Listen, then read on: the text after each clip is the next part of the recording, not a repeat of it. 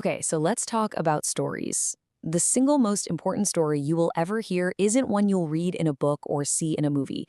It's the one you tell yourself every single day about what you're actually capable of. And that story, well, it turns out it defines pretty much everything. So let's dive right in with a scene that gets to the absolute heart of this powerful idea. It all starts with a mystery. How can two people with the exact same potential end up in completely different places in life? I want you to picture a classroom, just a totally normal classroom. And in it, you've got two kids sitting side by side. They have the same teacher, they're reading the same books, and here's the kicker. They even have the same IQ range. On paper, they're basically identical.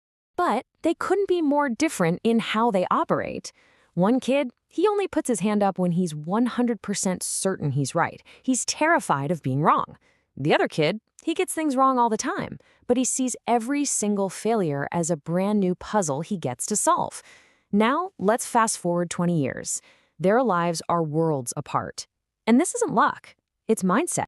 You see, this huge difference between them isn't just random chance. It's the result of two powerful, kind of invisible scripts that are running in all of our heads. This was a groundbreaking discovery made by Stanford psychologist Carol Dweck after decades of research. So here's the crucial thing Dweck figured out. Our potential isn't really determined by the talent we're born with. Not at all. It's determined by the story we believe about that talent. And she gave these two scripts names. On one side, you've got the fixed mindset. You can think of this as the fragile hero. This person believes talent is a fixed thing you have to protect. On the other side is the growth mindset, the relentless builder. This person believes ability is something you forge through pure effort. One's playing defense, the other is all offense. So just take a second here and ask yourself honestly, when the pressure is really on, which of these two voices gets louder in your head? The one that tells you to play it safe, or the one that tells you to go learn something new? But here's the real twist, and this is so important. The battle isn't about being one or the other. The truth is, we all have both of these mindsets inside us. The real question is, which one do you let grab the steering wheel when things get tough? Okay, so let's see how this internal tug-of-war actually plays out in the parts of our lives that matter the most. Dweck ran these amazing experiments where she praised one group of kids for being smart and another group for their effort. Now, when they were all faced with a new, much harder task, the smart kids consistently chose an easier one. Why? Because they couldn't risk damaging their smart label. And that right there, that's the whole ballgame. The fixed mindset is obsessed with perception, with looking good. The growth mindset is obsessed with progression, with getting good. Same intelligence, totally different results. Now let's switch over to sports. Think about Michael Jordan. He was famously cut from his high school basketball team. A fixed mindset would have heard that as a final verdict. You're not good enough. But for him, it was just data. It was the starting point for obsessive, relentless training. And that's the difference you see on the field. Athletes with a growth mindset, they don't just tolerate their weaknesses. They actively hunt them down. They work to eliminate them because they see their flaws as the blueprint for their own dominance. You know, this isn't just an individual fight. This whole thing scales up to entire organizations. Leaders with a fixed mindset, they create cultures of fear, they punish mistakes, and they surround themselves with people who will never challenge them.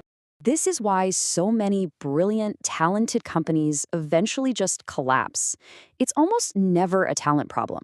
It's a culture problem, where the fear of being wrong becomes more powerful than the desire to be right. And finally, let's bring this all the way home to our most personal connections. How we approach conflict and struggle in our relationships is a perfect reflection of our mindset. Just look at the difference here. A fixed mindset sees a tough time as proof that the whole relationship is flawed. It says, if this were right, it wouldn't be this hard, or people don't change. But a growth mindset, it sees conflict as a skills problem, not a character verdict. It says, this is hard, so let's get better at this together. So after seeing all this evidence, from the classroom all the way to the boardroom, we have to unmask the real villain in this story. What is it that's truly holding us back? So what do you think? What is the real enemy? Think about it for a second, because the answer probably isn't the obvious one. It's not that you don't have enough talent, and it's definitely not the act of failing itself. The real enemy is something much more subtle and much more personal. It's this right here. Dweck calls it identity attachment. It's that toxic little voice that whispers, if you fail at this, it means you are a failure. It fuses your performance with your very identity, and that makes any kind of risk feel like a threat to your entire self. And this all leads us to the most crucial takeaway of all.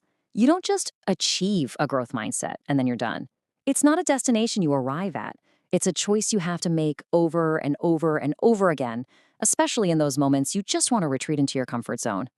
Let's really land this idea with two final thoughts. The first one challenges pretty much everything we're told about success. We believe our talent dictates how high we can go. It doesn't. Because this is the ultimate point. Your talent might determine how high you could go, but your mindset determines how low you're willing to fall before you get back up again. It's not your peak performance that defines you. It's your default response to failure. And that is the story that writes your future.